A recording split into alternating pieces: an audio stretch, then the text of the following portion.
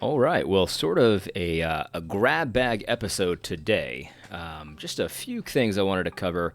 Um, Kind of related, but they really don't have much to do with one another. But that's okay. Just, wanted you to get a little bit of a window into sort of the things I think about during any given day. The first thing is that I have finally, after a lot of thinking, a lot of contemplating, I finally figured out what my Trump 2020 strategy is going to be. As you know, I did not support Trump in 2016. I did not recommend people vote for him. I was happy that he won, but I didn't vote for him. I didn't recommend people vote for him. And if you took a look at I didn't have a Twitter feed back then, I don't think. My Facebook feed, you would have seen a lot of anti-Trump type of rhetoric.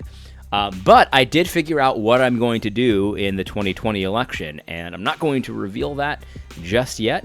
But I can't wait for you guys to see what's coming regarding Trump 2020, MAGA, Making America Great Again, all that stuff. So that's the first thing. The second thing is just a kind of a point that I wanted to to just kind of throw out there.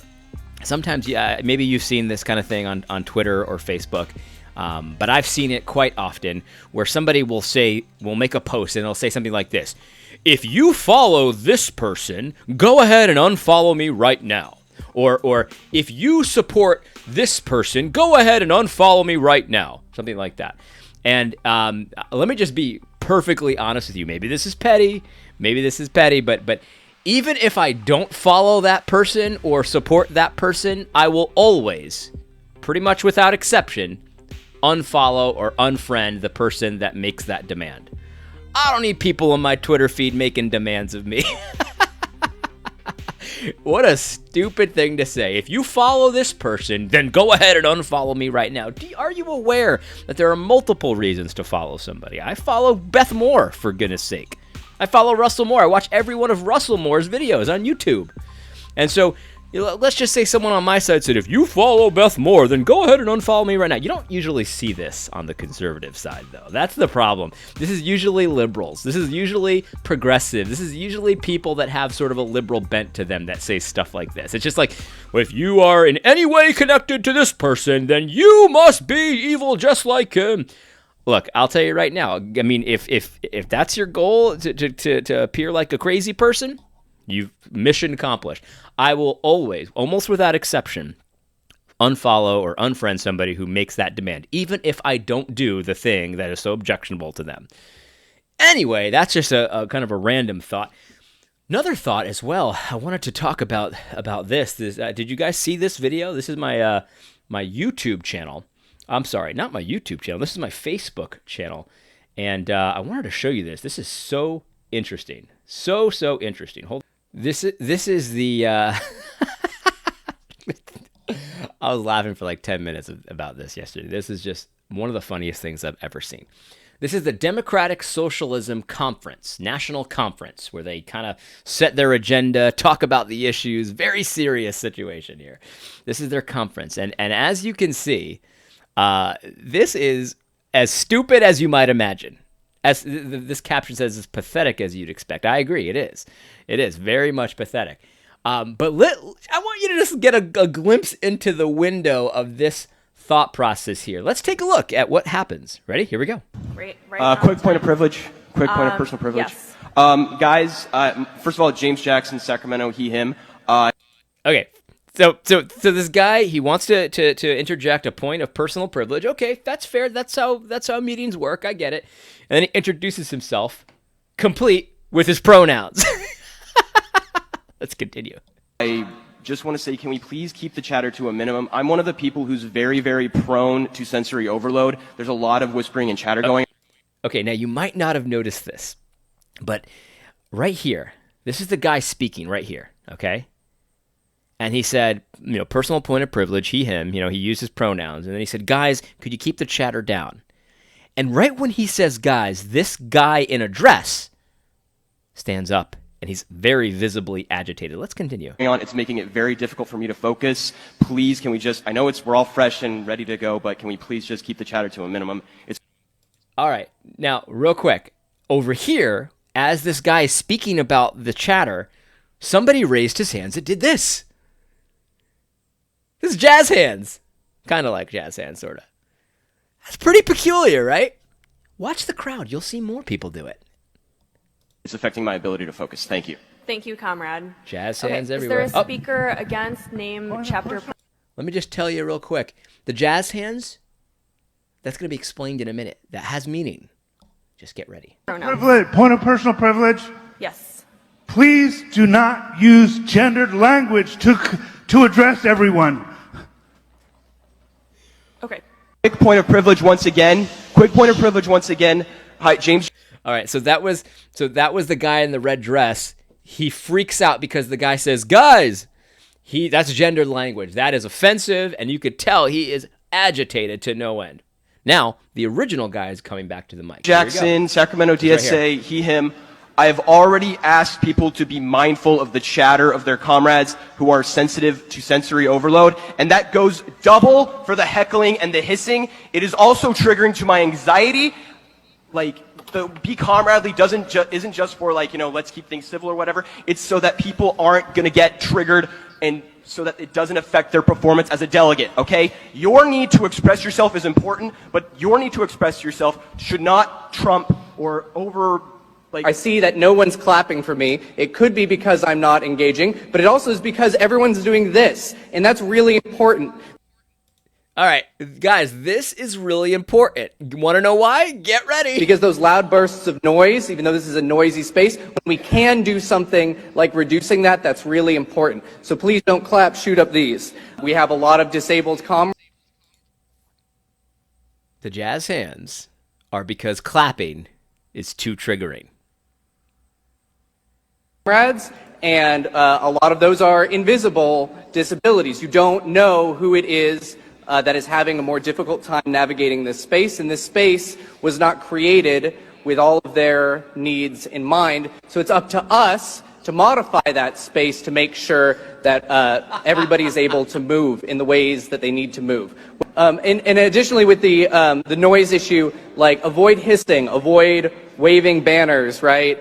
Because there's all sorts of things. If you don't know what to do, show up these, right? I'm sure there's lots of ways that we can communicate to each other without needing to rely on something that's going to hurt somebody else. We have quiet rooms that are available. There's a range of options of these, right? Please don't go into that. We have quiet rooms available. Listen, if you get triggered by the noise made with the jazz hands, you can always just go to a quiet room. It's all good. Just go to a quiet room. Space with anything that's like an aggressive scent, for instance, right? We don't want to put people... Guys, you got to watch out for aggressive scents, too. If you have an aggressive scent, that can trigger somebody. in stressful situations that they don't consent to, right? And there are right-wing infiltrators who are trying to get in here, but it's going to be really traumatic for people if we're not making an affirmative effort to de-escalate each other and de-escalate ourselves, right? Take a deep breath. And feel better before you say anything. Don't really talk to anybody who doesn't have a credential, especially if you claim to be from the press. You have no idea who that person is. He could be from Founders Ministry. You don't know who that person is. He could be from Founders. Don't talk to him. Please do not talk to anybody who identifies themselves as a member of the press without having credentials. Don't talk to cops.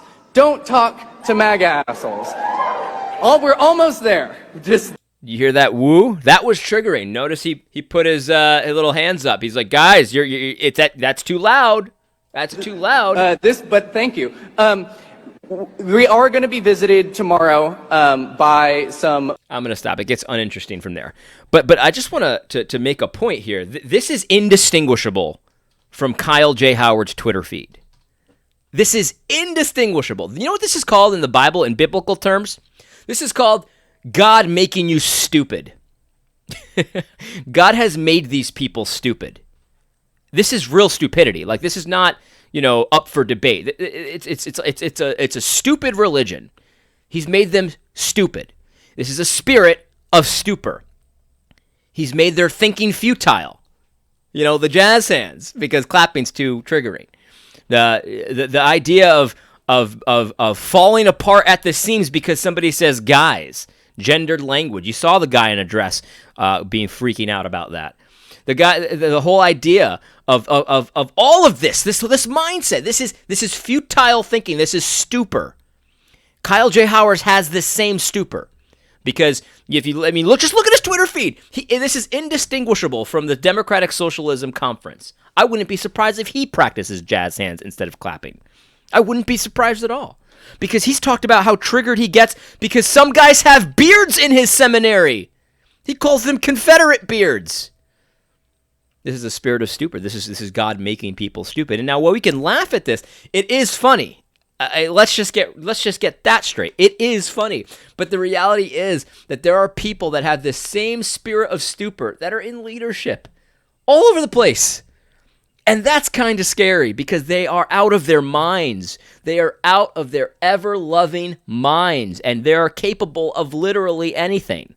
Which brings me to this hysteria over white supremacy. Okay, so we've had some very traumatic and very serious shootings in the United States, okay? No question about it. We've had a horrible couple of weeks. No question about it. But this hysteria over white supremacy being the biggest problem that we face and how it's just white supremacists that are committing these shootings and we got to watch out for white supremacy. Look, the reality is white supremacists are evil, and sometimes white supremacists kill people, and that is evil. But here's where the hysteria comes in. When you realize that these people that are talking about white supremacy, see, I told you white supremacy was dangerous. These are the same people that have a definition of white supremacy that includes me. I'm not even white. These are the same people that have a definition of white supremacy that includes 95% of Trump voters, except the ones that are apologetic for it, I guess. You see, Trump's a white supremacist, you're a white supremacist, I'm a white supremacist. That's what they think. And so the reality is that it's hysteria to try to connect us with those psychos that decide to go shoot Mexicans in El Paso. That's the reality. And the other thing, this is the thing that just really gets my goat, because this has to be a serious video too, because at the end of the day, there are some serious things happening. Because these terms like racist and white supremacist, I was asking Amin Hudson the other day if he thought Matthew Hall was a racist, because Matthew Hall, the provost of Southern Seminary, said that he was a racist. But Amin doesn't think he is. So the question is, why does Matthew Hall feel the need to call himself a racist when Amin, I guess an expert on racism, doesn't think he's racist? What's the purpose there? I need to know that. Because here's the thing. Amin has a definition of racist that's malleable. And so the problem is, when on the one hand you're going to say someone's a racist for things that aren't traditionally known as racist, they're kind of like this implicit internal racist that it doesn't really affect anything of their behavior. It doesn't affect how they treat black people. It doesn't affect how they're friends with black people. Nothing like that. But they're internally a racist. But on the other hand, you're talking about how dangerous racists are because of these shootings and stuff like that. Do you see how the combination there, how conflating the two is setting us up for a civil war? I've said this so many times, guys. If we cannot talk about these things and come up with definitions that make sense and talk about the Bible and have conversations about these things, if you continue to ratchet up the intensity and the anger and the rhetoric and all this stuff, and you continue to conflate real white supremacy with fake, phony, baloney, critical theory white supremacy like Matthew Hall did in that video, because let's just be honest, that's why he's the provost of Southern Seminary. It's not because he's a real racist, it's because he's a fake, phony, baloney, critical theory racist. That's the problem. And so here's the thing. When you continue to conflate those two things, you don't understand what you are doing to ratchet up the intensity and the tension in this country. There's just no question. You continue to do that, we will have a race war. And I desperately, desperately want to avoid that. I desperately want to avoid a civil war, another civil war. Some people think we're already in a civil war. It's a different kind of civil war. It's a cold civil war. Some people think we're already there. There's irreconcilable differences in worldview, and I tend to agree with that. Between the country and the city, between the cosmopolitan types and the regular Joes in the pews, I think there's already a cold civil war going on. And we're starting to see ratcheted up violence on both sides. And I have to be honest with you. The way the media spins this to make this a white supremacist, racist, Republican, conservative problem is so dishonest. The media loves this stuff. They love the tensions increasing. But if you just look at this, look, there's violence on the left side constantly as well. I'd like to see the statistics, but the last few shooters, I mean, most of them were liberals. I'm not saying that makes you complicit as a liberal in the shooting. That's not what I'm saying. That's what liberals say about conservatives. What I'm saying is that we need to figure out how to talk about these things so that there is no more violence. I'm not saying that would solve all the problems, because violent people are going to be violent. That's just the reality. But we need to decrease these tensions, and the only way to do it is to talk it out. To talk it out. Abandon critical theory, abandon this rhetoric. I know that it's cool to call a white person a white supremacist internally. Whiteness is wicked. I know it's cool to say that in your circles. It's evil. It's unbiblical. It's anti-Christ. It's anti-gospel to talk about your brothers and sisters in Christ in that way. Jemar Tisby, I saw him tweeting out, he relishes in the opportunity to slander the Church of Christ. He loves it. He saw somebody saying how it's white people are the problem with all these shootings, and Jemar goes, no, it's white Christians. I wouldn't be surprised if they're white Christians, fundamentalists. I just cannot imagine that's the first place your mind goes. Oh yeah, it's Christians. Christians are the ones shooting these people. Yeah, absolutely. Just evil. That's rhetoric is evil. So if you're one of these guys that supports whiteness is wicked, and oh yeah, white Christian fundamentalists, yeah, they're the ones with the violence. Yep, definitely. If that's how you think, you're a racist. You need to repent and you need to find Christ for the first time, because that's not the spirit of Christ. That's a spirit of stupor that Christ has given you. He's made you stupid. He's made you futile in your thinking. He's made you think at that base level of racism, that base level of tribalism that you claim to reject, but you actually embrace completely, whole hog, just the opposite way. It's disgusting. It's absolutely disgusting. It's just as disgusting as people who see blacks shooting blacks in Chicago, and the people that look at that and they say, "Oh man, look at those black people. They're just animals." It's just as disgusting as that. I find that kind of a view abhorrent. I find that kind of a view disgusting and despicable, unchristian, anti-Christ. I find it all just disgusting. But the problem is, I don't give you a pass for saying the same thing about whites because you're black. I don't. I find that just as abhorrent, just as disgusting. And if you think that I'm heated here, I'm absolutely heated here, because the reality is that Christians have a higher standard for how they think about things and how they view things. And if your first reaction is to slander the Church of Christ when something bad happens, you need to get your head examined. You need to repent. And your church should discipline you. It's just that simple. It's just that simple. That's not what we should be doing. Now, here's the reality. You might say, well, Adam, you're being inconsistent. You're talking bad about brothers and sisters in Christ right now. Yeah, that's right. I'm talking about things they've actually done and things they've actually said. I'm not slandering whole swaths of people. That's not what I'm doing. People, I have no idea if they're racist or not. No idea if they're this or that. No, I'm not doing that. I'm taking your words, pointing them out to you, and showing them how they're unbiblical. That's very different than just saying, oh, another shooting happened. I wouldn't be surprised if he was a white Christian evangelical fundamentalist. You see, the reality is that it goes beyond just the base level racism for a guy like Jemar Tisby, because Jemar will slander the church as well. He will say things that highly imply and sometimes outright say that there is something in white theology, whatever the heck that's supposed to mean. There's something that white Christians are teaching to each other that allows for this kind of a killing. You would never use that kind of logic in any other thing, because, let's just say, example, someone in a church commits adultery against his wife. Does that mean that someone in the church was teaching that it's okay to commit adultery? Absolutely not.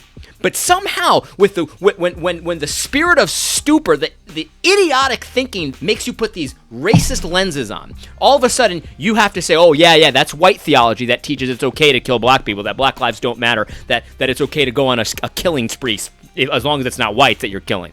That's psychotic, that's stupid, that's idiotic, and it's slander. It's absolutely slander. Anyway, let's get back to something comical for a second.